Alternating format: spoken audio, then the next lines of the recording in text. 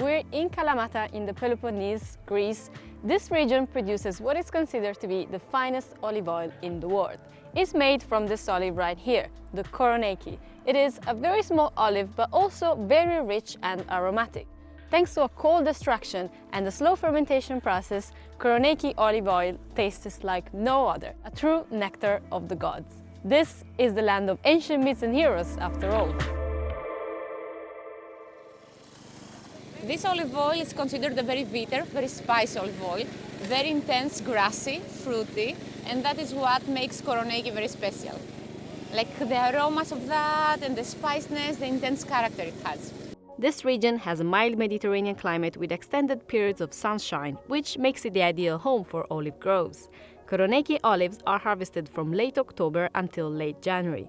The best olive oil is considered to be the one extracted from the olives harvested in the first 3 weeks, when they're bright green.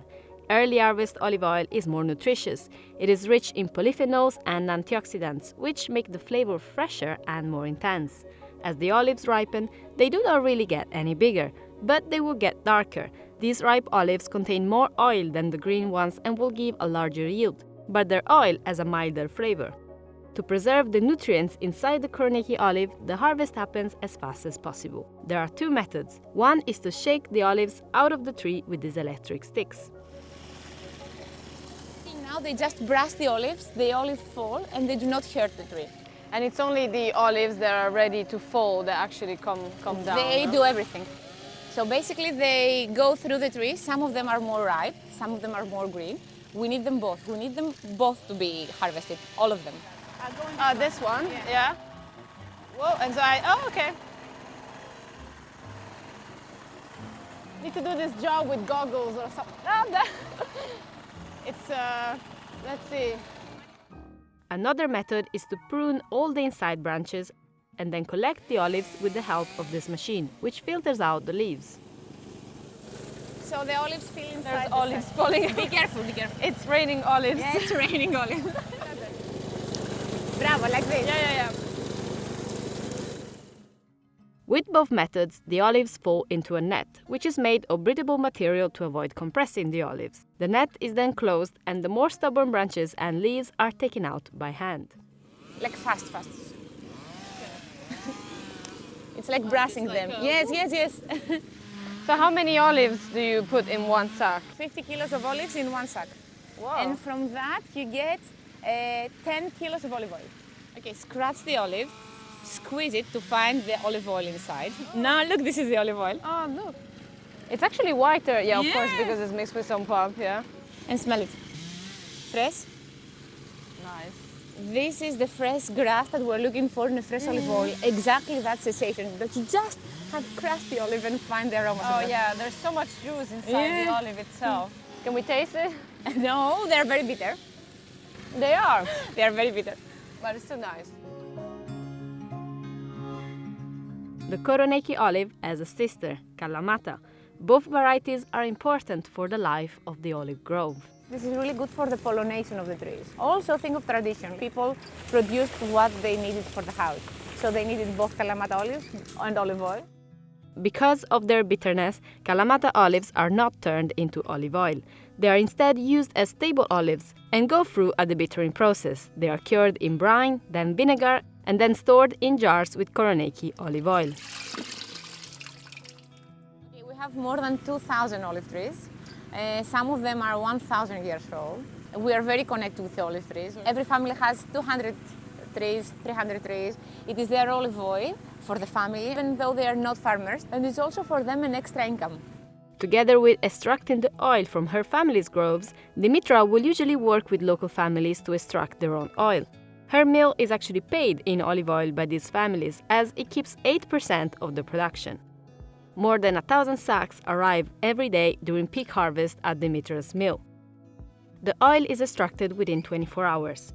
After this machine blows the leaves out, the olives are washed. This is an important step to remove any soil that may be in the olives that will give the oil an earthy taste. There is also a scale here to weigh the olives and see what percentage of olive oil is extracted from them. We need to weigh the olives to see how many olives every family has brought. Usually for the Koroneki variety, when it's early harvest, about 14 14%. When it's mid-season, it's about 20%. The olives, including the pits, are ground into a paste. The paste ferments and spins for a few minutes to bring out the aromas of the Koroneki olive. Then the temperature cools down really fast to be able to extract the oil. Cold extraction means that the olive oil is produced with olives less than 28 degrees Celsius. Yeah. Okay? Because otherwise you would cook basically the... Exactly, you burn the olive oil. Now we extract the olive oil, so basically we don't press the olives. Press is open air, so now here we don't want any oxygen. Press is human touch, we don't want that. The extraction of the olive oil happens in this machine here in just 15 minutes. It works like a big centrifuge to separate the solids, like the paste, the pit and the flesh, from the liquid, which is our olive oil. The process is very fast. From their arrival, olives are turned into oil in less than 45 minutes. The liquid gold that comes out is extra virgin olive oil, the finest grade in the family of olive oils. Extra virgin means that the cold extraction has preserved all the antioxidants and polyphenols present in the Koroneki olive, like cheese made with raw milk. Olive oil is also measured by a parameter called free acidity. For extra virgin, the free acidity must be 0.8% or less, meaning that less than 0.8% of the fatty acids normally present in olive oil have been damaged, either in production or storage. Extra virgin olive oil is more nutritious but also has a shorter shelf life compared to other grades. We have the liquids and now we have to separate the liquids. There is some water that's naturally inside the olive oil. Again, it's a second centrifugation. At this time it's vertical. Olive oil is light, goes on the surface, water is heavy, goes down, and like this naturally they are separated. Olive oil is stored in 300-ton stainless steel tanks. When not full, the tanks are filled with nitrogen. In fact, light, oxygen and temperature are the worst enemies of olive oil. Unlike wine, there is no such thing as aging in the bottle. Olive oil is only bottled when needed. Dimitra's mill produces more than 600 tanks of olive oil every year. This is my office. olive mill, the traditional olive oil mill. So it was in 1904 that the olive oil mill started working. And my husband now is the fifth generation owner of the olive oil mill. Wow, so this is how it was originally. This is the family, so this is my father-in-law. In that photo he's four. Small, the small boy is 4 years old, now he's 74.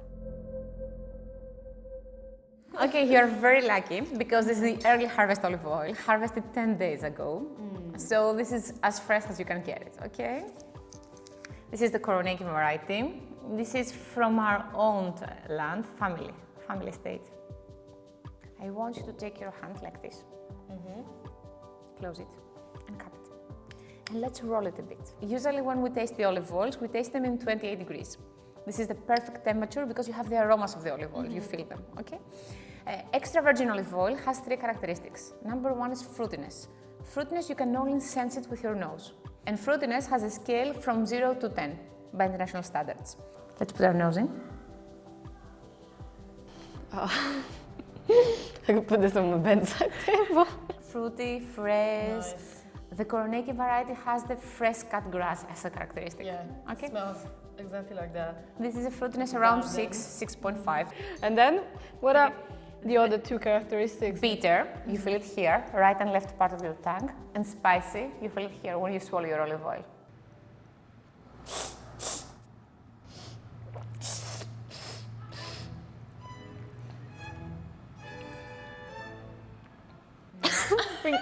Spicy. So it's that movement you do the oxygen. To sort of make the breathe. olive oil. Yes, breathe. So this is when you want oxygen. Exactly. This is the only time where you need a little bit of it. Yeah. You want a fresh green mouth, not to be disturbing you, not feeling bad. Good quality bread, good quality olive oil can really make me blessed, make me feel really good. So nice. Well, you are definitely blessed to be doing this. I love it. Messinia is an endless olive garden as far as you can see. People of this land were called ilotes. Ilotes means slaves. They were not really slaves, but they were not fighting. They were producing the food of the area. That's why Euripides has called this land as Kali Karpo. Kali, good, Karpo, seed, fruit.